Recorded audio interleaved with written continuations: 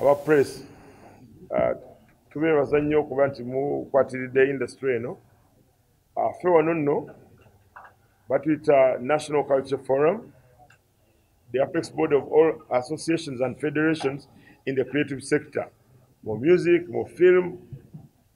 byonna mu creative sector. Tuli wano ne representative UNCC vice chairperson Fina Masanyalaze, tuliwo ne Uganda Police. Kubeera nti tugenda okubannyonnyola ebyabadde mu festive season, omulimu gwaffe kulaba nti ebintu bitambula bulungi. Tulina abakulu be twayise bangi era babaddewo. Twayise Uganda National Musicians Federation, UNMF, ne tebabaddewo na representative. Twayise UMA, tebaddewo ne representative. President of Journalists Association EJAU, Entertainment Journalists. Twayise Federation of Service Providers, abawa abantu ebintu ebyokutunda mu bivulu. General Secretary, National Council of Sports, bebatwa venues tutera okugendamu tuyimbira nnyo mu bisaawo omwo. Tuyise Uganda Police, represented Executive Director UNCC. Feno tuzze kubannyonnyola ebyabaddewo kyetwandiyise nga postmortem. Ate twagala kubeera nga tulina ne a way forward ku bintu ebibaddewo festive season wegweredde. Muwulidde eggaali nno zamuzimanyi abasinga oba gangs ezibadde mu kibuga. Mwalabye entalo ezibaddewo between Alien Skin, between Palaso, mulabye obukyakala n'obubaddewo abantu abakuba bannaabwe. Ffe nno tuvuddeyo kubanga eno industry ffe tunogirwanirira okuba nti ebeerawo. Abantu abalumiziddwa nga bali mu nkuuka, abantu abalumiziddwa nga bali mu mpere, abantu abalumiziddwa nga bali mu maka gaabwe, twagala ebyo bikome okuva olwaleero. Era mu kyo tutudde n'aba stakeholders aba industry, ba promoters, abayimbi, ne tutuula ne abatunda ebintu mu bivulu, ne tutuula ne ba bouncers abakuuma abayimbi n'abakuuma n'ebintu by'abantu, era netwogera n'abakulu abapoliisi abatula security okulaba nti ekintu kino ekiddamu. Ffe twagala kuwera ekintu kye bayita eggaali mu show, twagala kuwera insanity oba empisa embi mu bivulu, kubanga abantu ababonaabona mu bivulu oluusi babe tebagenze kubonaabona, baba bagenze kunyumirwa, ebivaamu ne biba bibi. So resolutions zetukoze si nnyingi nnyo, nga twagala bagamba gangism oba okuŋŋaanya eggaali okuva olwaleero tugenda kijjirawo ddala. Complaints to the Inspector General of Police, with copies sent to the Director of Criminal Investigations, the Director of Crime Intelligence, and the Director of Operations. These complaints will include the reference numbers of any reports previously made to the police, ensuring proper tracking and follow-up on the issues raised. Some of the bouncers were beaten, some of them have gone to report to police. So now we want to make it formal to complain to the IGP that these people suffered, and the IGP, we believe, will take action against the perpetrators of the violence.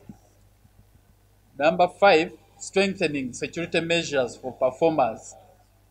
Musicians associations and the federation, UMA, and the Uganda Musicians National Federation should encourage their members to hire recognized professional security personnel, such as bouncers that are members of the Bouncers Federation.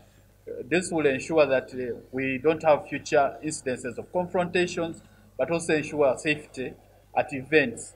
Event organizers should ensure that performers are given appropriate protection. We have discovered that one of the reasons why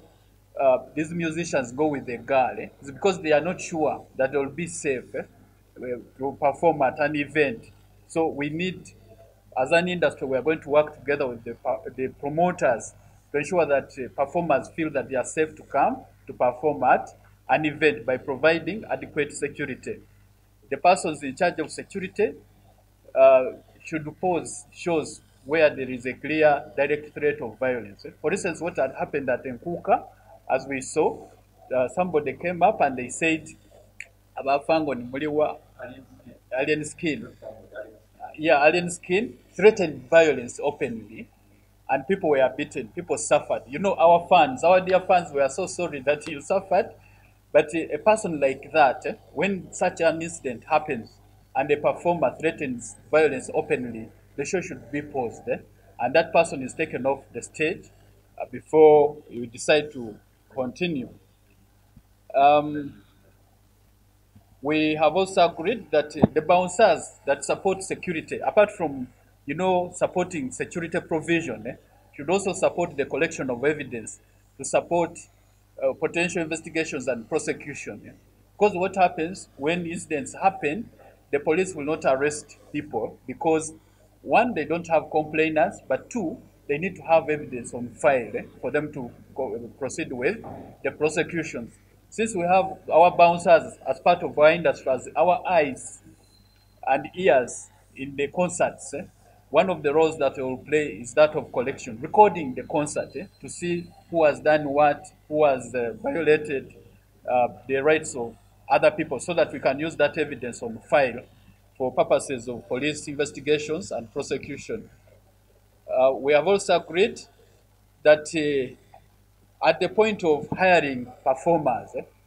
or even service providers, promoters and event organizers will, beginning today, begin to sign contracts with these people. And as part of the contract, we expect to see clauses on violence, so that if a person like Karen Skin, who our police, so complaint eyo gye banawandiika poliisi kwegenda okusinziira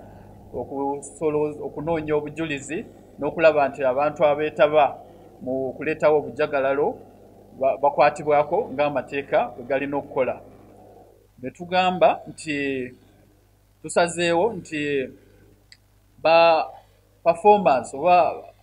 ba musicians ebiseera ebisinga obungi oba oliawo bakola zigaali zino kubanga balaba nti tebalina bukuumi bumala ku show. So ne tugamba ekisookerwako ba musicians balina okufuna obukuumi bwabwe obumanyiddwa. Kati obukuumi bwabwe obumanyiddwa eri era poliisi erugamba nti eri mu kumunoonya, naye resolution eva okufuluma wano kwe kulaba nti ekibiina kye bayita UNCF, National Cultural Forum, ye complainant asooka okulaba nti acomplaininga olw'ebyo ebyatuusibwa ku bantu mu bivulu ebyo, then bacomplain abookubiri be bawuba oba ekyo ebibiina ebitaba bakanyama nabyo bifirinze omusango gwabyo kulaba nti nno bacomplaininga okuba nti bamemba baabwe batuusibwako obuvune nga butuusibwako abantu abo. Yes. Mwenga ba promoter ani gwe babagambye complainant kubanga omusango gwe abantu badde bagwogerako bagezi naye nga police erina complaint. Anti ngambye nti wetwogerera wano complainant asooka muyita UNCF, owookubiri kyekibiina ky'abawuba ekitwala bakanyama abaakubwa. Kakati ffe bajulizi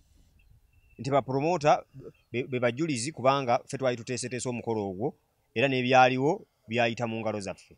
enyago. Onakubalera police evuddeyo nga netulwa kitebe kya Yennaggulu neerambika bulungi negamba bali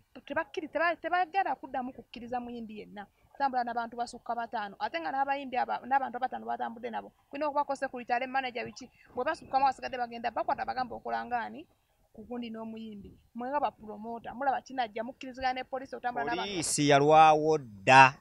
gwe tomanyi kye babadde batukola kubanga omuntu abadde ajja n'egganga y'abantu n'agwa mu mulyango gwo ne babba ebintu awo nga bayingira ne badda munda mu kivulu ne babba essimu z'abantu ne bakosa abantu ekibadde kireetedde numbers okukendera okujja mu bivulu byaffe. So bwe kibanga poliisi ezuukuse n'ekiraba tugenda giwagirira ddala with our support okulaba nti abayimbi batambula n'abantu abali reasonable. Anategeera batya mbundo kati ono omuyimbi akolanga gundi kugundi y'omuyimbi. Kakati gwe wennyini omuyimbi era muzimu ku resolution ezisiddwa wano nti contract zetugenda okutandika okukola n'abayimbi kwe kumanya nti nno nze Eddie Kenzo nina manager wange ye Beta nina DJ wange ye Gundi nina Gundi eyo list nefuluma nomanya kati be bantu abetagisa okubeera ku group y'omuyimbi Mwanga bafuta sigenda batataganya kwa mulimu omuyimbi agamba ntambula n'abantu bange bonna nga asigala ewuwe kubanga kitutataganya bano bazze n'aba batasasula batuwaaki ye agamba nti bano njagala kutambula na bano ye nga yeetegekera ng'abatwala mu kivulu kye. Kyekiddako tewali tulinda action ya police era omwogezi wa police mwali mu meeting mfulumyeyo mulesa ali mu kumaliriza abakulu abakulira police mwebali bagenda bawo ensonga yaabwe fe emisango abakulu amaze okufairinga tulinda arrest mwebali kana jeba njivuddemu tennaggwa naye ekyagenda mu maaso nina wendaga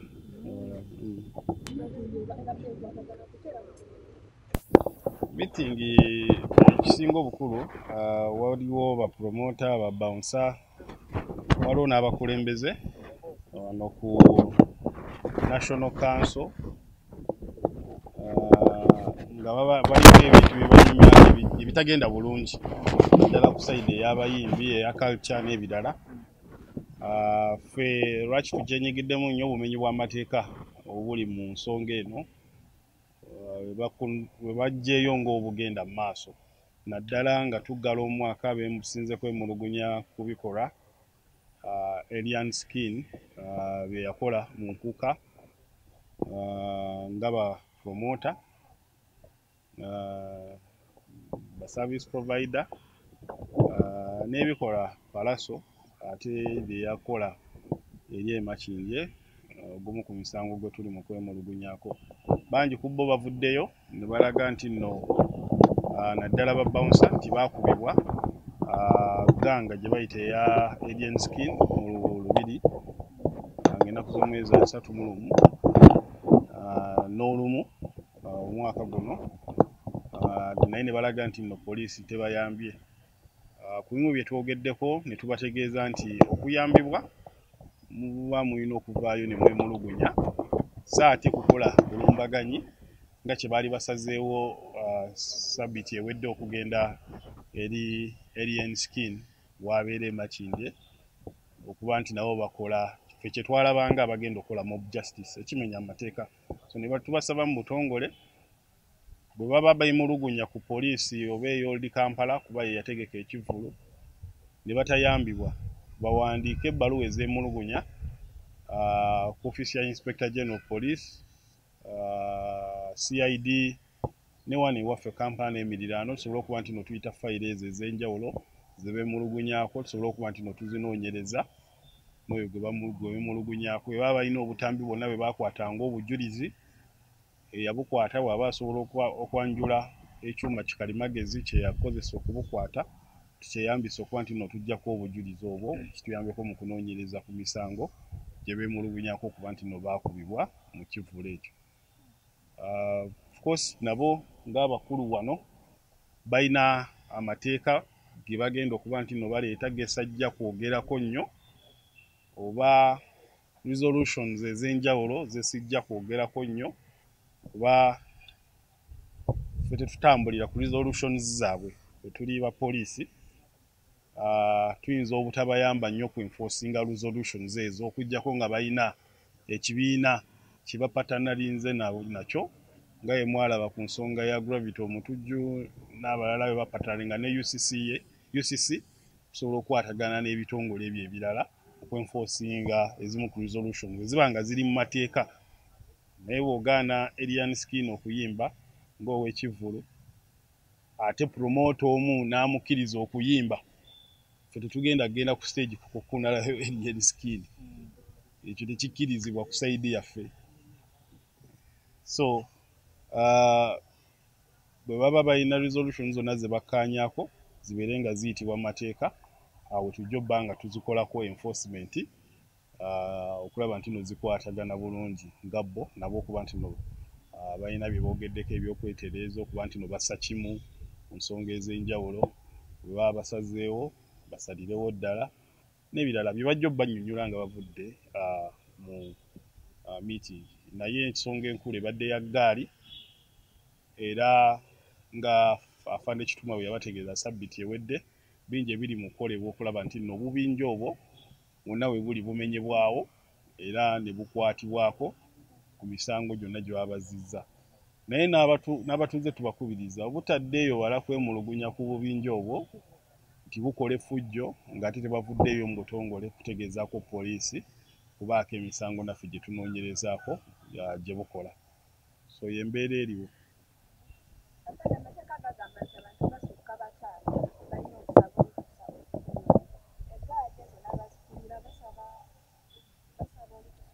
gaana okukuŋŋaana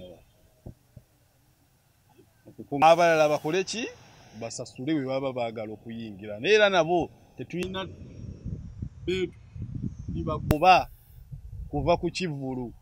oba ku geeti y'ekivvulu nga balina ssente ez'okusasula okukola ki aisaawa ezo tuba tubatwala ng'abantu abazze okunyumirwa ki ekivvulu naye abo bye bakkiriza okuyingira obwereere abatambulira ku muyimbi ng'omuyimbi baba bamuyise baba balina okukkaanya ennamba ekola ki gye baagala kuba n'abayimbi abalala ayinza okugaana okuyimba nti tebanzikiriza yingira n'abantu bange security sigyesiga n'olaba nga promota takiinaako buzibu era ffe tugenda na birowoozo bya promota kuba ekivvulu kikye tetwagala kireeta mu mbeera kimusale oba abantu beekalakasize munda ng'omuyimbi akoze eki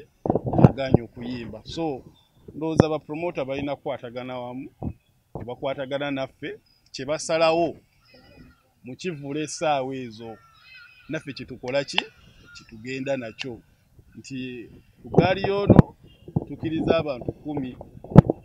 babayingira nabo be tujja okukola ki kuba tekimenya mateeka kutambula n'abantu kuyingira nabo mu kivvulu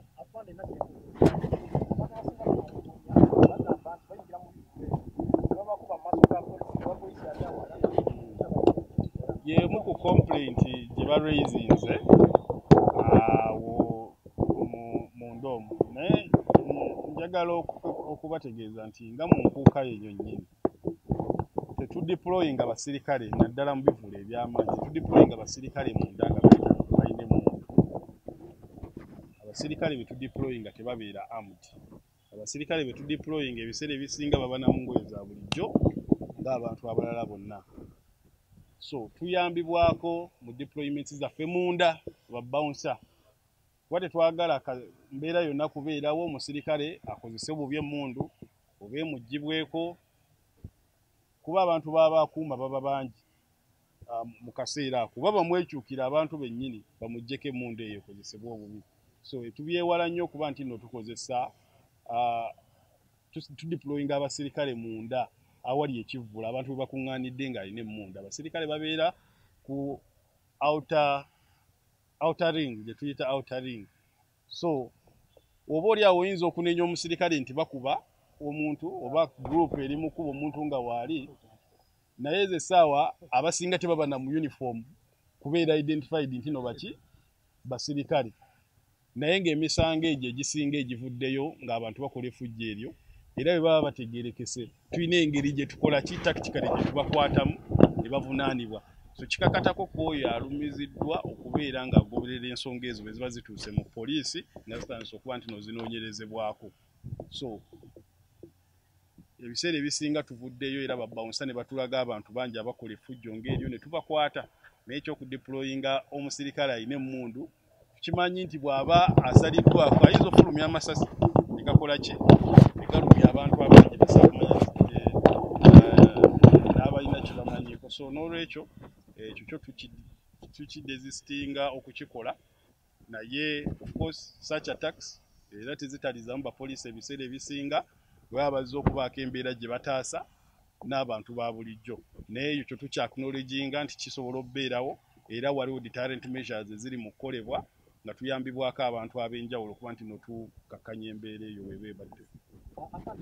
naye bw'obanga watuusibwako obulabe nga alien yakukosaako ne paper spray tetwagala bino ebintu biwulira mu ŋŋambo oba mu mawulire nga bwe mubitutegeeza muveeyo mwemulugunyi kuba tekikkirizibwa muntu wa bulijjo okutambula na paper spray bw'oba ogiyina olina okuba ng'ogiyina mu mateeka ng'ab'ebyokwerinda bakimanyiiko ng'ate olina ensonga enkulu okuba nti nno olina ekintu ng'ekyo well nabategeezezza nga ntandika nti emu ku bye tutegeezezza poliisi eryanyi lyegenda oteekawo mu kulaba nti neetereza oba okukkakkanya obukoosi abantu bwe bazze nga beemulugunyaako obukoosi obwo tujja sinziranga kwa ripoota ezikoleddwa ku poliisi okuba nti no tubukolako ebikwekweto tujja sinziira ku information eya intelligence gye tulina okuba nti no tubukolako ebikwekweto ensonga eyo erina okuggweerawo ddala mu Kampala ne mu ggwanga ey'okuba abantu batwalira amateeka mu ngalo olw'okuba balina omuntu gwe bakuuma. Kigambibwa nti bapromota abamu be baplantinga abantu mu Kivvulu. Ebyo bye tubadde tukkaanyaako nga twebuuza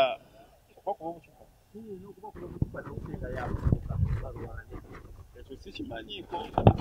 naye tusobola okyakunologi nga ne tukitunulamu. Naye ebyo birina kubeera mu bapromota kuba nabo kitongole balina abakulu ababatwala abeetongodde balina okuba nti no batunuulira mu nsonga ezo ne babaako ebintu bye bakola okukyusamu ku nkola yaabwe okuba nti no tulwanyisa naffe obumenyi bw'amateeka kuba ffe ne bwe tusigala nga tubulwanyisa nga ate be tukolagana nabo bapromota babwenkaleginga tujja bba tulina ekizibu ky'amaanyi so nga bo ng'abantu bateekewo embeera okulaba nti no bakendeeza obumenyi bw'amateeka obwo naffe tusobole okuba nti no tuyambiraawo.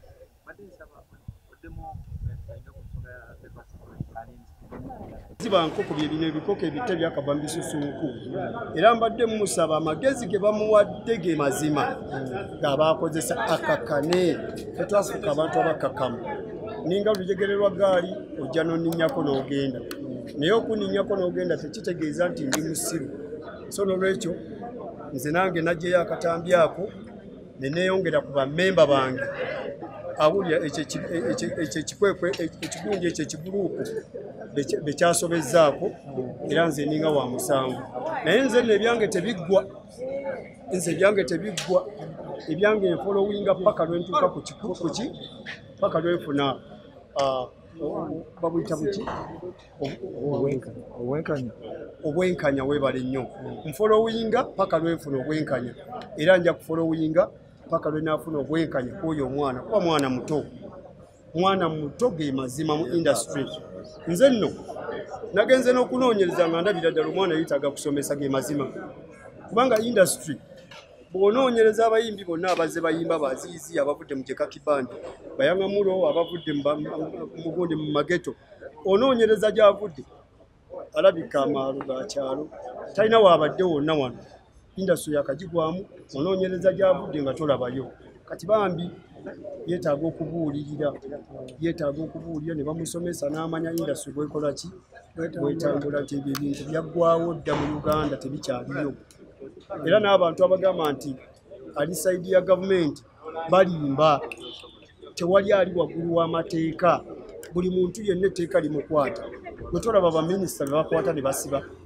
kati ate oyo omwana omuto bebi abawusa baali balumbye wali emisikini ewaka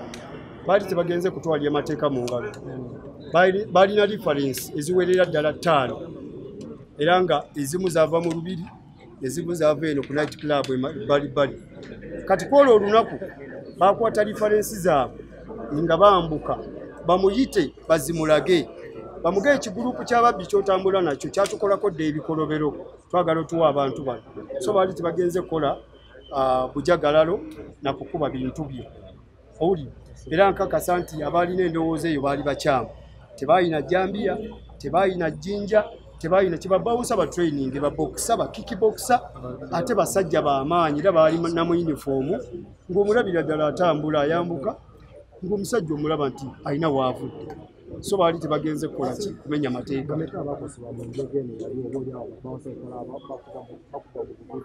abaakosebwa mu njege yali mu Lubiri bali 5 abantu bakuba amannyo nga masibe bali abantu 5 then waliwo n'abalala abaali ebweru w'Olubiri nga bo babasanganga ku night club era nabo nga balina referensi zaabwe so n'olwekyo nkakasa nti ffe tujja kufuna obwenkanya omuntu akwata ku kye bayita kanyama bawunso yayamba ku poliisi aba akutte ku manduso oyo omwana agenda abuuze omusajja gwe bayita Mondo Pastor Mondo namulabula ne mugamba gwe sebo jagenda mbuwanganguse butove ku bakanyama ali mu ggwanga so bimwali mu ggwanga oba ali mu ttaka so kati omwana bambi byakola tabimanyi tuli basajja bakadde mu kino ekintu kyalimu tumubuulira era alina kujja ne tumubuulira bw'alina okweyisa mu industry ya music ne mu bakanyama eno gye bakolera